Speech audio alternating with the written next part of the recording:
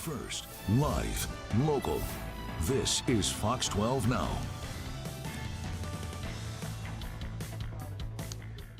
Hello, everyone. This is Fox 12 Now. I'm Greg Nibbler. Appreciate you all joining us here. We do have breaking news coverage of a story that's been happening here for the last few hours and has to do with some overdoses in the North Park blocks in downtown Portland, and really the story surrounding that and everything that's been happening.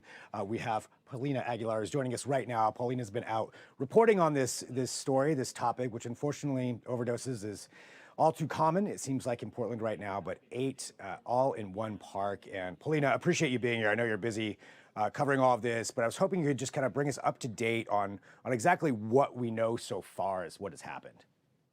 Yeah, of course. It's interesting speaking with Portland Fire and also people in the neighborhood. Usually you hear calls like this and it's one person. So to hear a magnitude of 8 people is shocking to everybody. It happened around just after 10 a.m. Over on Northwest Park Avenue and Cooch Street near the playground area. We were told that 8 people were ingesting a powder, and what happened, they believed it was laced with fentanyl. Emergency crews were called. All 8 people had received Narcan, and 4 of them went to the hospital. So they're said to be okay, but they're still not quite out of the woods. So we're still waiting on details to see the update with them. But here's what we found interesting.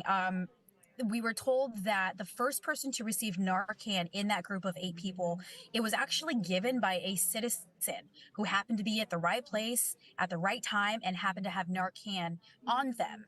And they're the ones that administered it first before emergency crews even got there. So we were kind of canvassing the neighborhood and talking to people who lived there. And it was just kind of shocking to hear that. Yeah, one, like you said, 8 people all in one park, one area. There's assumptions that we could draw from that, but obviously we don't know for sure, but maybe it all came from the same source, who knows? But 8 at the same time, that's a lot of people all going through that. But to have a citizen with Narcan, I think that really says a lot too, just about how widespread that has become, that at least somebody had it, happened to be walking by. I'm assuming we don't know much about this individual.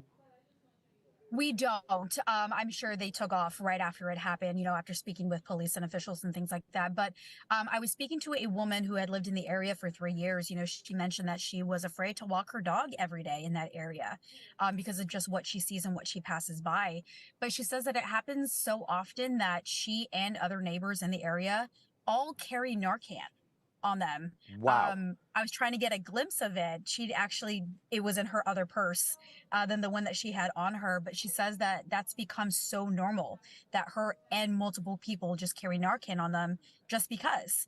And so she also mentioned that she hasn't used it officially yet, but she's come pretty close. Another thing that's unfortunate to hear is that she's, asked somebody, hey, do you want Narcan? And they just refuse help.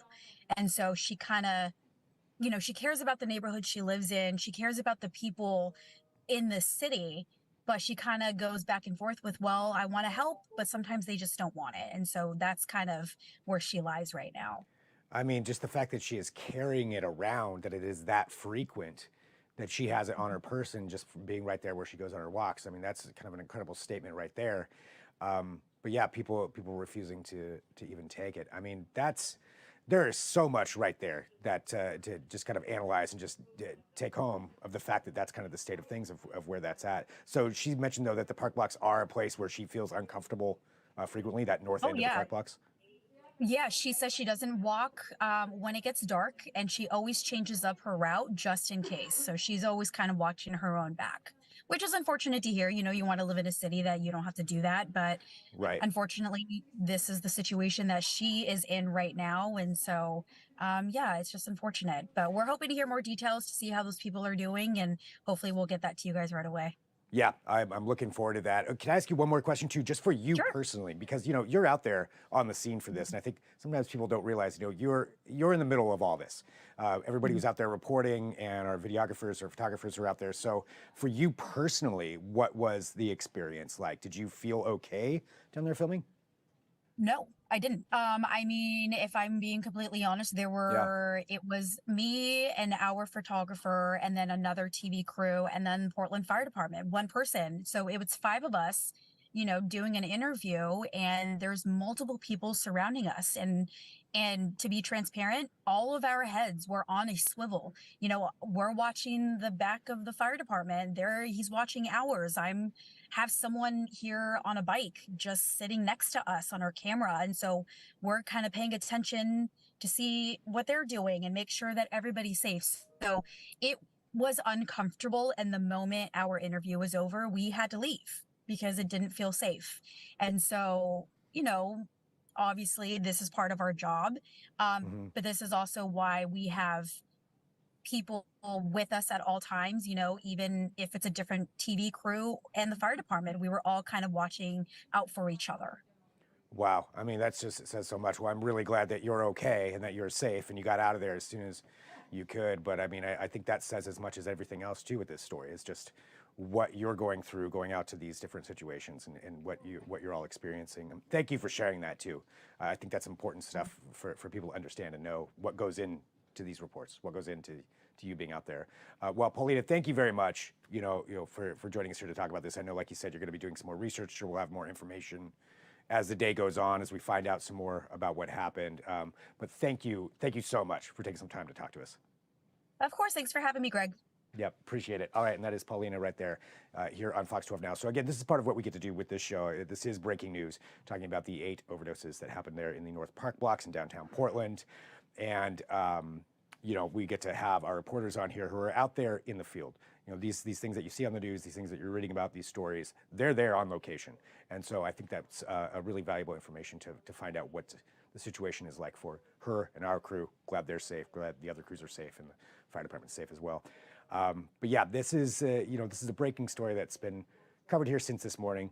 As we get more information, we will, of course, update that on kbtv.com and on our newscast later on. If there's anything else that's breaking news, I will be right here with Fox 12 Now. So wherever you're watching this, whenever you're watching it, that is a platform to go to. We will go live between 1 p.m. and 4 p.m. with breaking news coverage of this and have our reporters, if they're available, to give us their firsthand accounts, firsthand experiences of what is going on out there for whatever the news story may be. So I appreciate everybody joining in. Unfortunately, I don't have a lot more information on this specific story right now. We will update it as we find out more. And I'm sure Paulina's talking to a lot of people right now too, getting more information. We'll have all of that for you at kptv.com. I'll log out for right now. Thanks for tuning in. I'm Greg Nibbler. This is Fox 12 Now.